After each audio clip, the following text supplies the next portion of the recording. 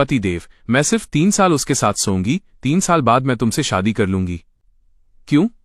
अरे यार, अब बच्चे नहीं रहे हम, क्या प्यार से पेट भरता है? गु यानचेन के पापा लिस्टेड कंपनी के मालिक हैं। वो मुझे वो सब दे सकता है जो मुझे चाहिए। और तुम्हारे पास क्या है? महीने की उस मामूली सी सैलरी के अलावा तुम्हारे पास कुछ है?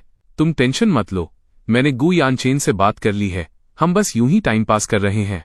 3 साल बाद वो मुझे मोटी रकम देगा, तब हम शादी करके सेटल हो जाएंगे। तुम्हें ऐसा क्यों लगता है कि मैं 3 साल तुम्हारा इंतजार करूंगा? शेन आन, तुम ज्यादा भाव मत खाओ। मैं ये सब हमारे फ्यूचर के लिए ही तो कर रही हूं। जब पैसे आ जाएंगे तो हम अपना घर और कार खरीद सकेंगे। तुम मेरी इस मजबूरी को क्यों नहीं समझ रहे? तो तुम्हें यही चाहिए? हाँ शेन आन, तुम्हारे साथ इन 3 सालों में मैं इस बोरिंग जिंदगी से तंग आ चुकी हूं। मुझे ऐशो आराम की जिंदगी चाहिए। तो फिर हमारा ब्रेकअप समझो। 3 साल पहले लियू रूहान ऐसी बिल्कुल नहीं थी।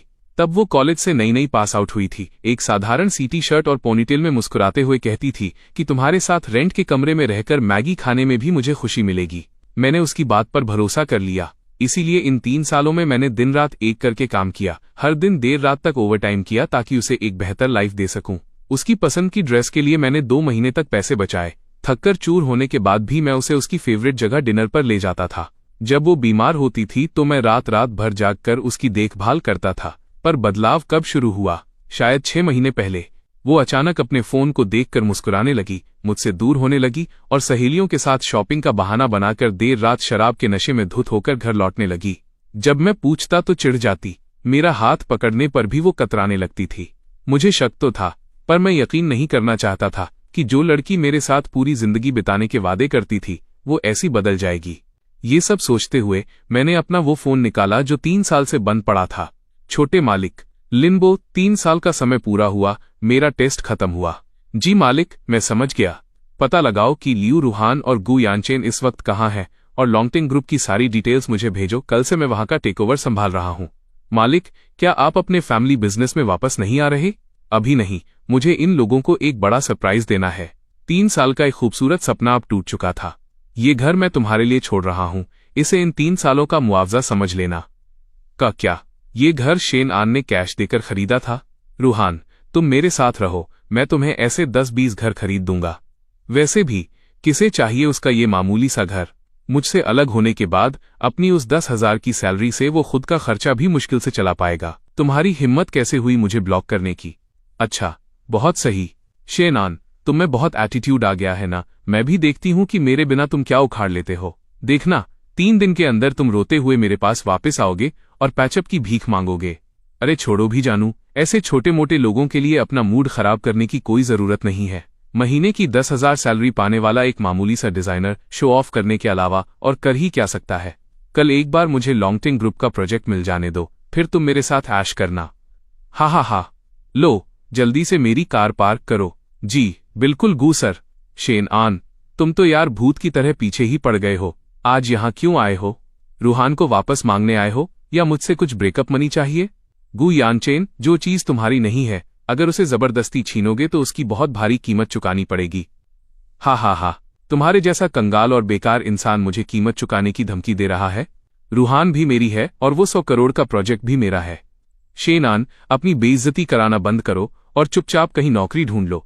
शेन आन, तुम्हारी हिम्मत कैसे हुई मुझ पर हाथ उठाने की? लियू रूहान, इस पल के बाद से मेरा तुम पर कोई कर्ज नहीं रहा। तुम जैसे बेकार इंसान का मुझ पर क्या खाक कर्ज होगा? गु यानचेन, प्लीज इसे सबक सिखाओ। मैं आज इसका एक पैर तोड़ दूंगा। जो भी होगा मैं देख लूंगा। आप लोगों की इतनी हिम्मत? मिस्टर सू, हेलो, जानते भी हो ये कौन है? ये हमारी कंपनी के नए चेयरमैन हैं। चेयरमैन शेन, तियानचेन ग्रुप में आपका स्वागत है। शेन सर, काफी टाइम बाद मिले। सर, आप आखिरकार आ ही गए। साइनिंग सेरेमनी बस शुरू होने वाली है। शेन आन चेयरमैन है? ऐसा कैसे हो सकता है रूहान? चेयरमैन सर, नॉर्थ चेंग प्रोजेक्ट के पार्टनर्स की लिस्ट तैयार है, एक बार चेक कर लीजिए। क्या इस लिस्ट में गू ग्रुप का नाम है?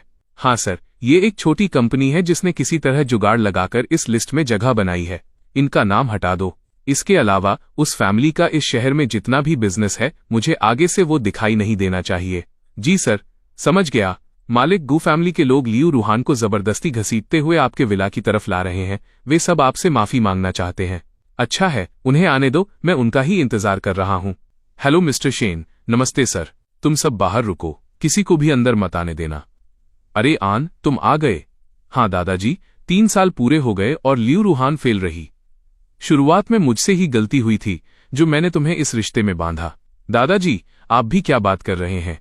आपने बिजनेस की दुनिया में इतने सालों तक राज किया है, आपसे कैसे गलती हो सकती है? अब से मैं हर हफ्ते आपसे मिलने आऊंगा। दोपहर को जब मैं विला वापस आया तो लिनबो ने मुझे एक फाइल दी जिसमें बाई निंगबिंग की फोटोज थीं। मुझे याद आया कि बचपन में बाई निंगबिंग हमेशा मेरे पीछे पीछे घूमती थी। देखते ही देखते 20 साल बीत गए। तो ये वही नटखट लड़की है? मालिक, बाई निंगबिंग आपसे मिलने की जिद कर रही हैं और बाहर ही खड़ी हैं। ठीक है, उसे अंदर बुलाओ। मैंने भी उस लड़की को काफी टाइम से नहीं देखा है। तुम जैसे बदतमीज बेटे की वजह से आज ये दिन देखना पड़ रहा है। और अगर तुम्हारी जैसी घटिया लड़की बीच में ना आती तो आज हमारी चेयरमैन शेन से दुश्मनी क्यों होती? अगर आज चेयरमैन सर ने तुम्हें माफ नहीं किया तो मैं तुम्हारी जान ले लूंगा। चेयरमैन सर, प्लीज हमें माफ कर दीजिए। सर, मैं गू जियान कियांग हूं, प्लीज बड़ा दिल दिखाकर हमें एक मौका दीजिए। मैं जिस मामूली जिंदगी से दूर भागना चाहती थी, असल में वही मेरे लिए सबसे बड़ी जन्नत थी। चेयरमैन सर, मैं लियू रूहान को आपको वापस सौंपता हूं, प्लीज हमें बर्बाद होने से बचा लीजिए। हमें माफ कर दीजिए। शेन आन, मैं आपकी मंगेतर हूं, प्लीज एक बार दरवाजा खोलो। नहीं, तुम ऐसा नहीं कर सकते। अरे यार, बाहर का शोर तो बढ़ता ही जा रहा है। Chairman sir. लिनबो, बाहर बहुत शोर हो रहा है, इसे बंद करवाओ। जी मालिक, अभी करवाता हूं।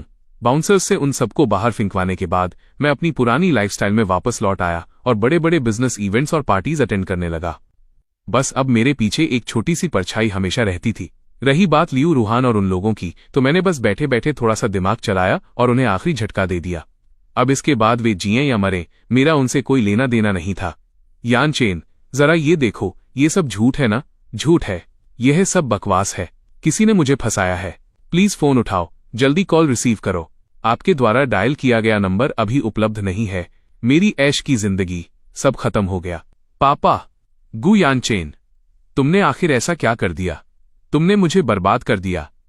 शेन ग्रुप ने हम पर दोबारा हमला क्यों किया है? इस वक्त रेगुलेटरी डिपार्टमेंट वाले जांच के लिए आ चुके हैं। कंपनी के शेयर्स पूरी तरह क्रैश हो गए हैं और बोर्ड ऑफ डायरेक्टर्स ने तुम्हें पुलिस के हवाले करने का फैसला ले लिया है। अब अपना यह फैलाया हुआ रायता तुम खुद ही समेटो। पापा, आप मेरी बात तो सुनिए, किसी ने मुझे फंसाया है। कौन है वो? आखिर कौन मेरी जान के पीछे पड़ा है? फंसाया है? इतने सटीक सबूत किसके पास होंगे?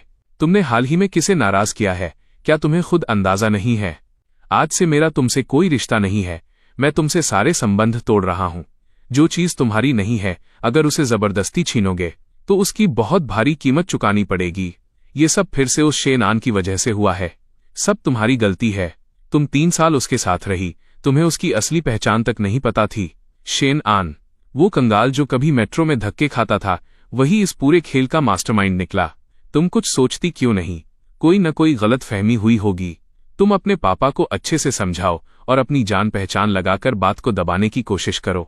समझाऊं? क्या खाक समझाऊं? सारे सबूत सरेआम सामने आ चुके हैं। जान पहचान? इस वक्त किसकी हिम्मत है जो हमारी मदद करे? सब तुम्हारी वजह से हुआ है। अगर तुम्हारे जैसे बेकार इंसान के चक्कर में आकर मैं शेन आन से पंगा न लेता तो आज इस मुसीबत में क्यों फंसता? ऐसा नहीं हो सकता। पक्का सब ठीक हो जाएगा। तुम बहुत काबिल हो। पहले भी तुमने कई मुश्किलों का सामना किया है, इस बार भी तुम संभाल लोगे। हमारे बीच कोई हम नहीं है। तुम इसी वक्त यहां से दफा हो जाओ। कितनी मनहूस औरत हो। तुम्हारी वजह से आज मेरा ये हाल हुआ है। गू यान चेन, तुम इतने मतलबी नहीं हो सकते। दरवाजा खोलो। सुन रहे हो ना तुम? दरवाजा खोलो। मैं दरवाजे के सामने घुटनों के बल बैठकर काफी देर तक खटखटाती रही, पर आखिरकार निराश होकर वहां से चली गई। मुझे सच में बहुत पछतावा हो रहा था। जिस मामूली जिंदगी से मैं दूर भागना चाहती थी, असल में वही दूसरों के लिए एक हसीन सपना थी। मैं पूरी रात पागलों की तरह सड़कों पर घूमती रही।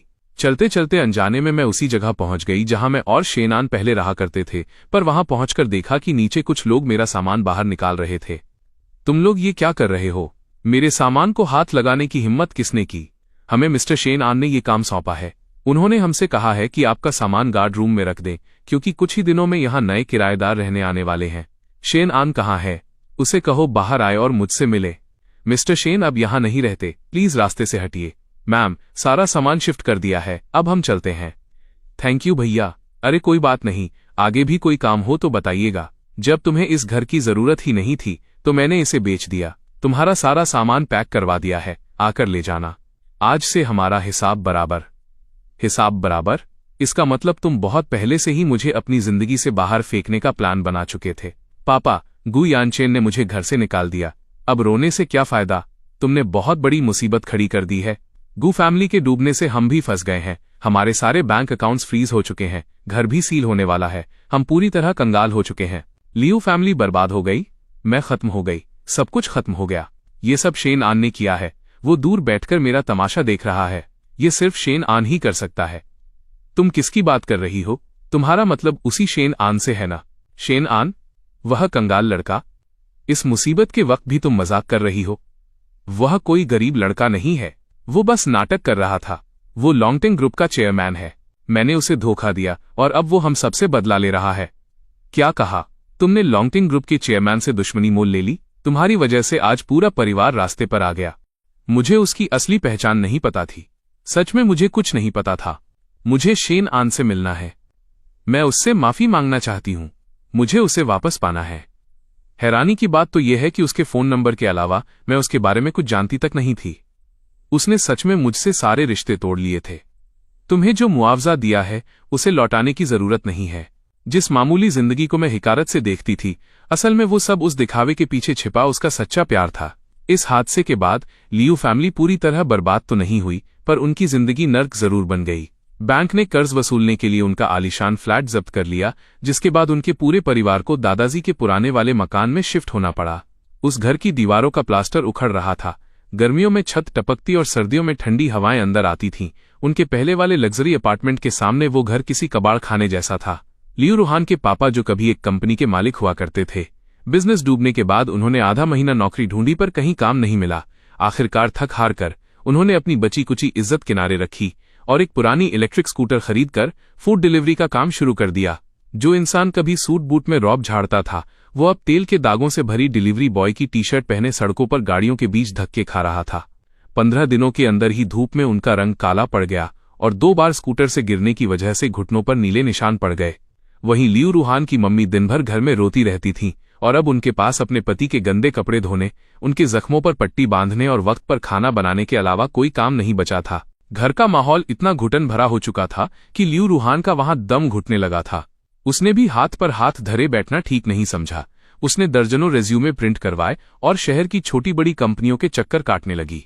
रिसेप्शनिस्ट से लेकर सेल्स एग्जीक्यूटिव और यहां तक कि रेस्टोरेंट में वेटर तक का काम करने को वो तैयार थी। पर हर बार इंटरव्यू के वक्त सामने वाला जैसे ही उसका नाम सुनता, उसके हाव भाव बदल जाते। या तो वे कोई बहाना बनाकर टाल देते या सीधे कह देते कि वैकेंसी फुल हो चुकी है। आखिरकार एक बार जब वो एक छोटी सी कंपनी में फ्रंट डेस्क के लिए इंटरव्यू देने गई तो वहां की एचआर ने उसे अकेले में ले जाकर दबी आवाज में एक हकीकत बताई। मिस लियू, बात आपकी काबिलियत की नहीं है, बल्कि आपने किसी ऐसे इंसान से दुश्मनी मोल ले ली है जिससे नहीं लेनी चाहिए थी। शेन ग्रुप के चेयरमैन शेन ने खुद साफ तौर पर कह रखा है कि पूरे शहर में कोई भी आपको नौकरी पर न रखे। बेहतर होगा कि आप कोई दूसरा शहर देख लें। चेयरमैन शेन यानी शेन आन। शेन आन का नाम सुनते ही लियू रूहान के पैरों तले जमीन खिसक गई। उसे अब जाकर समझ आया कि नौकरी ढूंढना उसके लिए इतना नामुमकिन क्यों हो गया था, क्योंकि पीठ पीछे शेन आन ने उसे पूरी तरह बैन कर रखा था। उसने बेहद बेरहमी से उसके सारे रास्ते बंद कर दिए थे। अपने पापा की झुकती हुई पीठ और मम्मी के रोने की आवाजें सुनकर लियू रूहान रात रात भर सो नहीं पाती थी। उसे अच्छे से पता था कि अगर हालात ऐसे ही रहे तो उसका परिवार पूरी तरह तबाह हो जाएगा। जब कोई रास्ता नहीं सूझा तो आखिर में उसे सिर्फ उसी इंसान का ख्याल आया जिसे उसने सबसे ज्यादा दर्द दिया था। मुझे शेन आन के पास जाना ही होगा, चाहे मुझे उसके पैरों में ही क्यों न गिरना पड़े। मुझे उससे अपना फैसला वापस लेने की भीख मांगनी होगी ताकि मेरे परिवार को जीने का एक मौका मिल सके।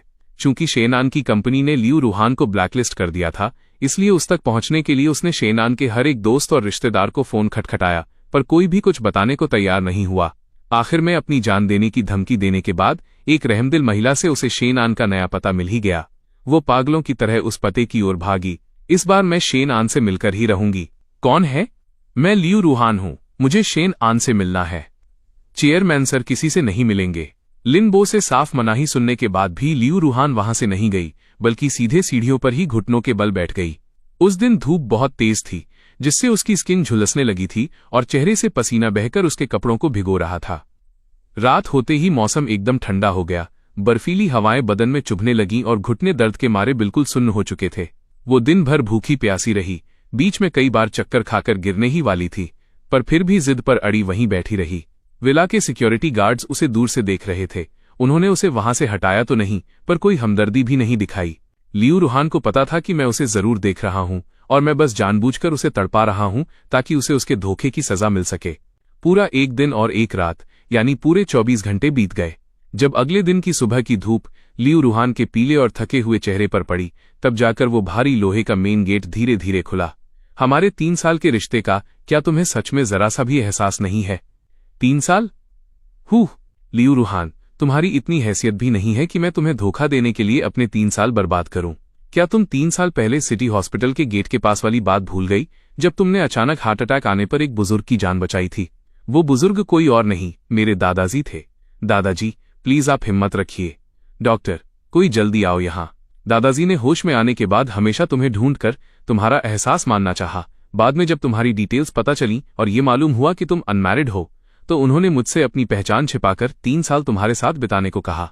उन्होंने कहा था कि अगर तुम इन 3 सालों में बिना किसी लालच के मेरे साथ सच में रही और इस मामूली सी जिंदगी को झेल गई, तो वो तुम्हें अपनी बहू स्वीकार कर लेंगे और तुम शेन ग्रुप की मालकिन बन जाओगी।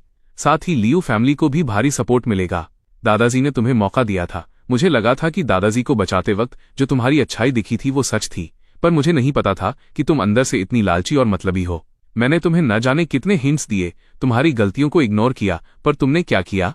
तुमने गु यानचेन को चुना, उस झूठे ऐशो आराम को चुना और अपने हाथों से सब कुछ बर्बाद कर दिया। शेन आन, मुझसे गलती हो गई। मुझे सच में अपनी भूल का एहसास हो चुका है। मुझे लालच में आकर तुम्हें धोखा नहीं देना चाहिए था। प्लीज मुझे एक आखिरी मौका दे दो। मैं तुम्हारा बहुत ख्याल रखूंगी और दादाजी की भी खूब सेवा करूंगी। मैं अब कभी ऐसी बेवकूफ़ी नहीं करूंगी। अरे, जिस पल तुमने गु यानचेन को चुना था, उसी वक्त हमारे बीच सब कुछ हमेशा के लिए खत्म हो गया था। अब तुम जाओ यहां से।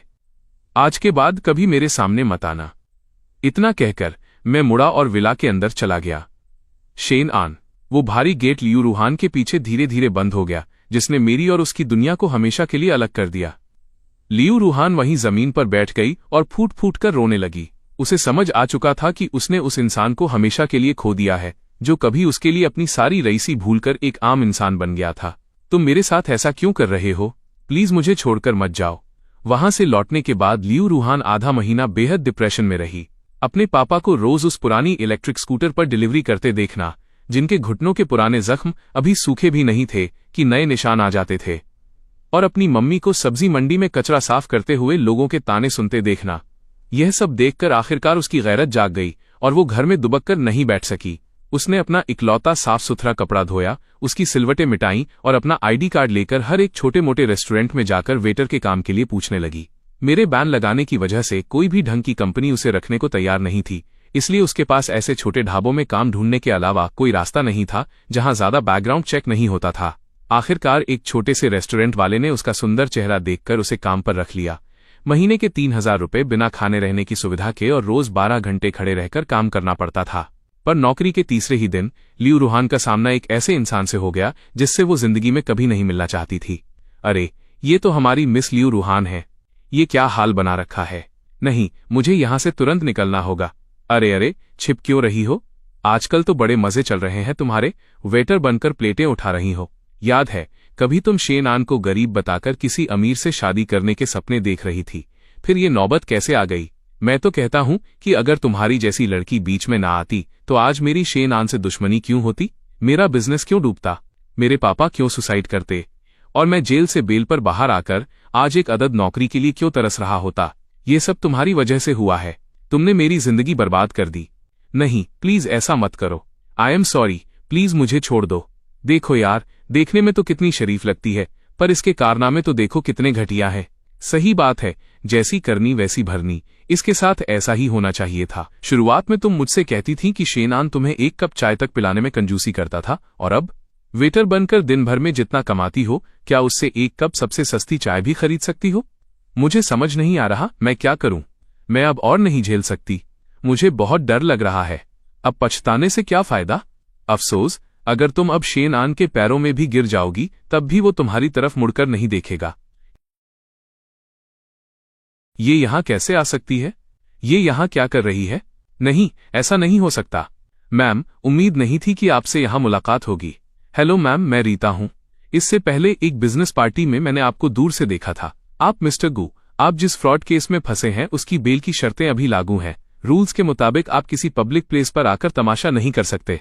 रही बात मिस रीता की, तो पिछले साल आपने अपनी पोस्ट का गलत फायदा उठाकर जो भी कारनामे किए हैं, मुझे उनके बारे में ज्यादा बताने की जरूरत नहीं है। बेहतर होगा कि आप दोनों अपनी औकात में रहें। इन दोनों को धक्के मारकर बाहर निकालो। छोड़ो मुझे, हाथ मत लगाओ, दफा हो जाओ। तुम ही लियू रूहान हो? मैं हूं बाई निंगबिंग, शेन आन की मंगेतर। मंगेतर? वो लड़का जिसके दिल में पहले से ही कोई और बसती थी। मैं हमेशा खुद को इस कहानी की मेन लीड समझती रही, पर असल में मैं सिर्फ एक फालतू का पार्ट थी। मेरी तो इतनी हैसियत भी नहीं थी कि मैं उसकी मंगेतर बन सकूं। शेन आन ने इन 3 सालों में तुम्हें हर खुशी देने की कोशिश की। भले ही तुमने उसे धोखा दिया, पर तुमने उसके साथ एक नॉर्मल लाइफ तो बिताई ही थी। ये पैसे समझो मेरी तरफ से हैं। उन 3 सालों तक उसका ख्याल रखने के लिए थैंक यू। 5 लाख, ये वो रकम थी जिसके सपने लियू रूहान कभी दिन रात देखा करती थी, पर इस वक्त हाथ में पकड़े हुए ये पैसे उसे सुलगते हुए कोयले जैसे लग रहे थे। वो अच्छे से समझ गई थी कि ये कोई मुआवजा या हमदर्दी नहीं थी, बल्कि उसके साथ सारे रिश्ते हमेशा के लिए खत्म करने का एक तरीका था। इस रकम के जरिए उसने शेन आन के साथ जुड़े अपने पास्ट का पूरा हिसाब चुकता कर दिया था, जिससे उसे ये एहसास हो गया कि उनके बीच अब एक ऐसा फासला आ चुका है जिसे कभी मिटाया नहीं जा सकता। यहां तक कि उसे अब पछताने का भी हक नहीं था। बाई निंगबिंग ने बिना कोई हमदर्दी दिखाए मुड़कर जाने का फैसला किया। तभी रेस्टोरेंट का मालिक भागता हुआ आया। मैम, रियली सॉरी, हमारी वजह से आपको परेशानी हुई। तुम अभी के अभी काम से निकाली जाती हो। चलो जल्दी निकलो यहां से, मेरी दुकान बंद करवानी है क्या? लियू रूहान ने मालिक की बात का कोई जवाब नहीं दिया। उसने चुपचाप जमीन पर गिरे टूटे हुए बर्तनों के टुकड़े समेटे और सबकी अजीब नजरों के बीच धीरे धीरे रेस्टोरेंट से बाहर निकल गई। काम से निकाले जाने के बाद वो सड़कों पर बिना किसी मंजिल के भटकने लगी। उसमें घर जाने की हिम्मत नहीं थी, क्योंकि वो मम्मी पापा की आंखों में वो लाचारी नहीं देखना चाहती थी, और न ही उसमें नई नौकरी ढूंढने की हिम्मत बची थी, क्योंकि वो जानती थी कि अब कोई उसे काम पर नहीं रखेगा। शेन आन का बैन उसके लिए एक ऐसा जाल बन चुका था जिसने उसे चारों तरफ से जकड़ लिया था। उसने हाथ में उस ब्लैक बैंक कार्ड को पूरी ताकत से भींच रखा था। 5 लाख रुपए, न 1 रुपया कम न ज्यादा। ये रकम शेन आन के साथ बिताए उसके 3 सालों का हिसाब चुकता करने और उसकी बची कुची गैरत का मजाक उड़ाने के लिए काफी थी। उसने अपना फोन निकाला और बैंक बैलेंस के उन 5 लाख के अंकों को देखकर वो पागलों की तरह हंसने लगी, पर उस हंसी के साथ उसकी आंखों से आंसू भी बह रहे थे। जब सब मुझे इतना ही घटिया समझते हैं तो ठीक है, मैं अब वैसी ही बनकर दिखाऊंगी। लियू रूहान ने दांत भींचकर एक कैब रोकी और सीधे शहर के सबसे महंगे और आलीशान नाइट क्लब की तरफ निकल पड़ी। एक बार वो गू यानचेन के साथ यहाँ आई थी, तब वो महंगे ब्रांडेड कपड़ों में थी और लोग उसके आगे पीछे घूमते थे, पर आज वही पुराने धुले हुए साधारण कपड़े पहने, हाथ में 5 लाख रुपए लिए वो सिर्फ इस जिल्लत की रकम को पूरी तरह बर्बाद कर देना चाहती थी। क्लब के अंदर चमचमाती लाइट्स थीं। लियू रूहान सीधे बार काउंटर पर पहुंची और टेबल थपथपाकर ड्रिंक का ऑर्डर देने लगी। बारटेंडर ने उसकी ये हालत देखकर थोड़ा अजीब सा मुंह बनाया, पर फिर भी उसने ग्लास सामने रख दिया। लियू रूहान ने एक ही सांस में काफी शराब अंदर गटक ली।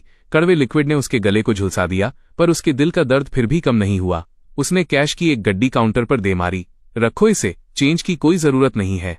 आसपास के कुछ लोगों की नजरें उस पर पड़ीं, जिनमें अजीब सा कौतूहल और हिकारत थी, पर पहले की तरह अब कोई उसकी चापलूसी करने वाला नहीं था। लियू रूहान का दिल और भारी हो गया। उसने मुड़कर देखा, जहां क्लब के स्टाफ लड़के लड़कियों से घिरे हुए थे। वहां खड़े लड़के काफी हैंडसम थे और उनके चेहरों पर बनावटी मुस्कान थी। उसे अचानक गू यानचेन का वो टाइम पास करना और शेन आन का चुपचाप सब कुछ सहना याद आ गया, जिससे उसके दिमाग पर एक अजीब सा फितूर सवार हो गया।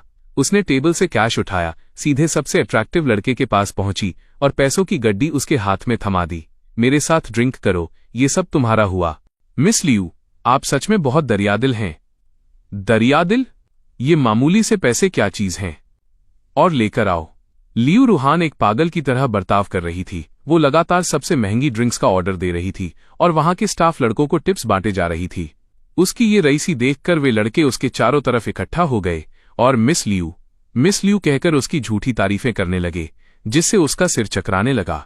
वो इस नकली इज्जत में पूरी तरह खो चुकी थी। उसे ऐसा लगा जैसे वो फिर से पुराने दिनों में लौट आई है, जब गू यानचेन उसे पलकों पर बिठाकर रखता था और उसे लगता था कि सब कुछ उसके कंट्रोल में है। पर जैसे ही उसका नशा थोड़ा कम होता, रात के वक्त शेन आन का उसकी बीमारी में बेड के पास जागना और बाई निंगबिंग की वो शांत पर अजनबी सी नजरें अचानक उसके दिमाग में आ जाती थीं, जिससे बचने के लिए वो और ज्यादा कड़वी शराब और पैसों का सहारा लेकर खुद को सुन्न करने की कोशिश करती थी। हर रात वो इतना पीती कि उसे उल्टियां होने लगती थी। वो क्लब के वॉशरूम में जाकर बेहाल होकर उल्टियां करती, यहां तक कि उसका पेट पूरी तरह खाली हो जाता था। वे लड़के बाहर उसका इंतजार करते रहते और जैसे ही वो बाहर आती वे फिर से बनावटी मुस्कान चेहरे पर ले आते, पर किसी को सच में उसकी तकलीफ से कोई मतलब नहीं था। लियू रूहान को अच्छे से पता था कि वे सब सिर्फ उसके पैसों के दीवाने हैं, पर वो अकेले उस खाली और उजड़े हुए घर का सामना करने और अपने हाथों से सब कुछ तबाह करने की कड़वी सच्चाई को झेलने के बजाय इस झूठे दिखावे के बीच घिरे रहना ज्यादा पसंद कर रही थी। अब उसका दिन और रात का रूटीन पूरी तरह बदल चुका था। वो दिन भर होटल के कमरे में सोती रहती और रात होते ही क्लब में पहुंच जाती। उसके पैसे बहुत तेजी से खत्म हो रहे थे। वो बार बार एटीएम जाकर कैश निकालती रही और वे 5 लाख रुपए पानी की तरह बह गए। हजारों रुपए की ड्रिंक्स के बिल, भारी भरकम टिप्स और यहां तक कि सामने से गुजरने वाले किसी भी वेटर को वो यूं ही पैसे थमा देती थी। वो खुद को दूसरों के सामने रईस दिखाना चाहती थी। वो सबको ये साबित करना चाहती थी कि भले ही उसकी जिंदगी में न गू यानचेन रहा और न शेन आन, पर फिर भी लियू रूहान ऐसे ही पैसे उड़ा सकती है। पर पैसे तो आखिर एक दिन खत्म होने ही थे। आधा महीना बीतने के बाद एक देर रात लियू रूहान क्लब के एक कोने में बैठी थी और उसके हाथ का ग्लास पूरी तरह खाली हो चुका था। उसने एक और शैंपेन की बोतल ऑर्डर करनी चाहिए, पर जब चेक किया तो पता चला कि बैंक अकाउंट में सिर्फ कुछ हजार रुपए ही बचे हैं।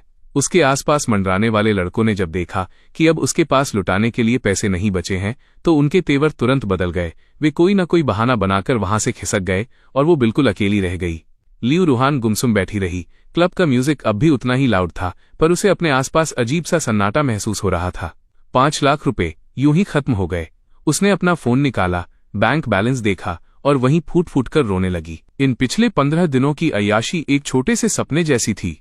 अब जब सपना टूट चुका था तो वो फिर से वही लियू रूहान बन चुकी थी जिसे शेन आन ने बैन कर रखा था और जिसे पूरी दुनिया ने बेसहारा छोड़ दिया था।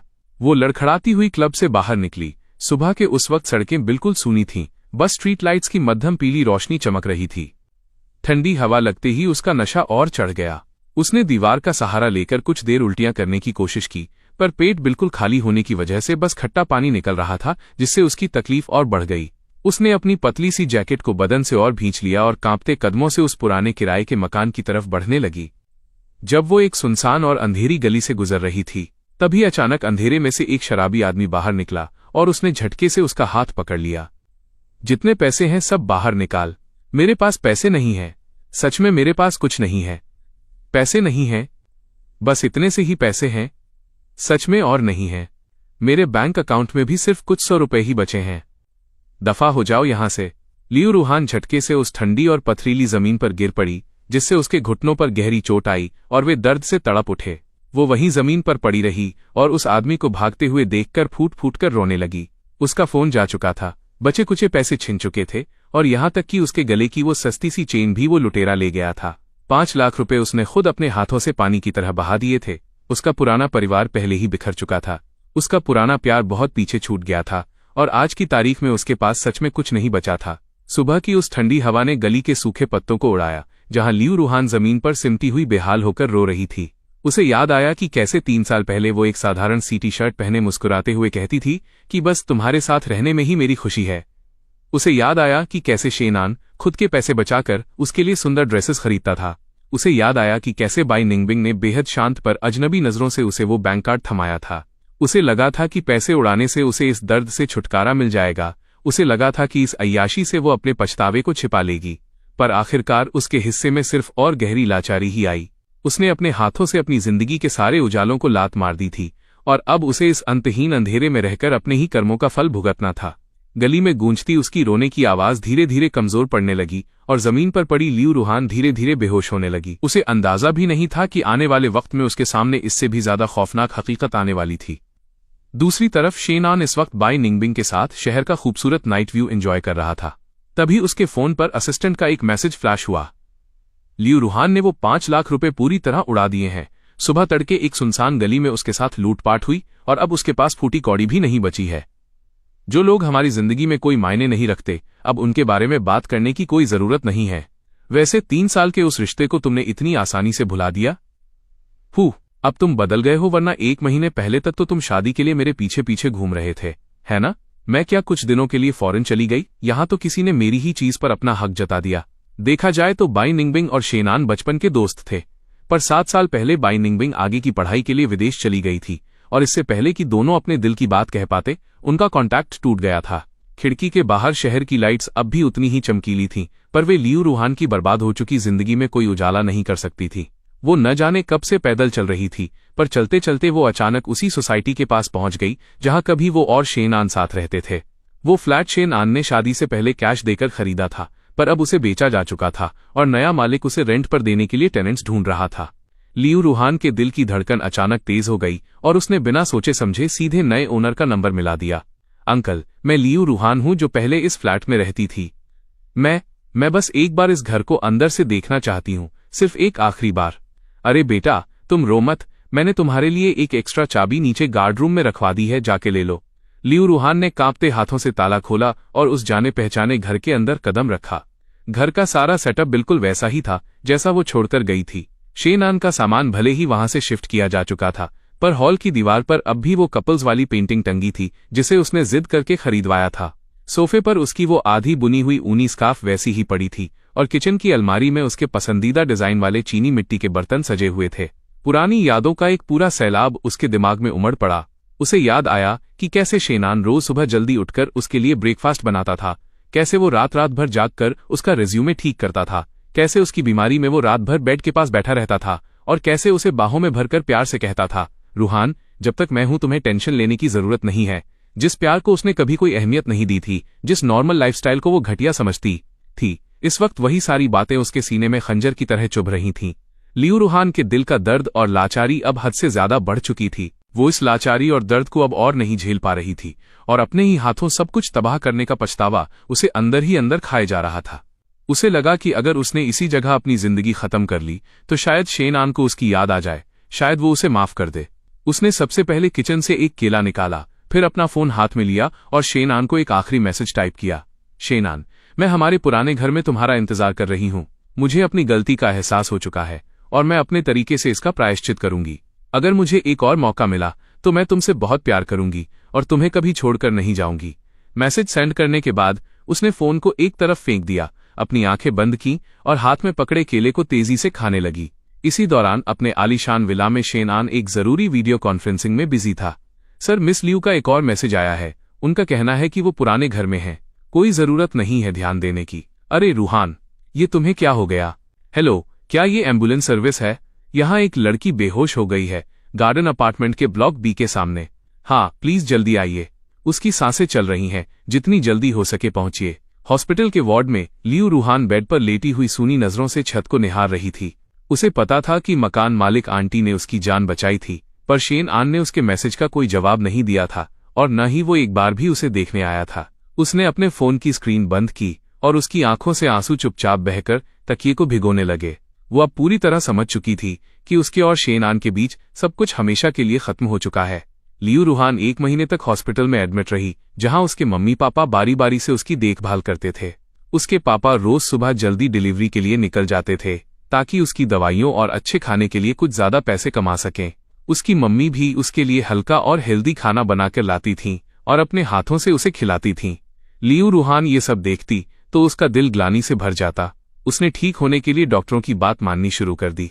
वो सोच रही थी कि ठीक होते ही कोई भी छोटा मोटा काम पकड़ लेगी, चाहे उसे कंस्ट्रक्शन साइट पर मजदूरी ही क्यों न करनी पड़े, वो अपने पेरेंट्स का हाथ बटाएगी। पर किस्मत की मार उसकी सोच से कहीं ज्यादा भयानक थी। उस दोपहर लियू रूहान जैसे ही बेड से उठकर थोड़ा चलने के काबिल हुई, हॉस्पिटल के कॉरिडोर से उसकी मम्मी के फूट फूट कर रोने की आवाज आई। अंकल, मेरे पापा कहाँ हैं? बेटा, खुद को संभालो। तुम्हारे पापा जब डिलीवरी देने जा रहे थे तो रेड लाइट जंप करने वाले एक ट्रक को बचाने के चक्कर में उनकी स्कूटर फ्लाईओवर से नीचे गिर गई। हॉस्पिटल लाते लाते उन्होंने दम तोड़ दिया था। ऐसा नहीं हो सकता, मैंने तो आज सुबह ही पापा से फोन पर बात की थी। लियू रूहान इस बात को मानने को तैयार नहीं थी, पर उस शख्स के हाथ में मौजूद एक्सीडेंट रिपोर्ट और उसके पापा का आईडी कार्ड, इन दो चीजों ने उसकी बची कुची उम्मीदों को भी हमेशा के लिए दफन कर दिया। डॉक्टर, जल्दी आइए, यहाँ कोई बेहोश हो गया है। पिताजी का अंतिम संस्कार बेहद सादगी और तंगहाली में हुआ, यहाँ तक कि वे एक ढंग की फूलों की माला तक नहीं खरीद सके। लियू रूहान वही पुराने धुले हुए कपड़े पहने अपने पिता की तस्वीर के सामने घुटनों के बल बैठी रही। उसके आंसू पूरी तरह सूख चुके थे और रोते रोते गला बैठ गया था। अब उसकी आंखों में सिर्फ एक अजीब सा सन्नाटा बचा था। उसके पापा के जाने के बाद से उसकी मम्मी की जीने की इच्छा जैसे पूरी तरह खत्म हो चुकी थी। वे दिन भर गुमसुम बैठी रहती थीं और न ही कुछ खाती पीती थीं।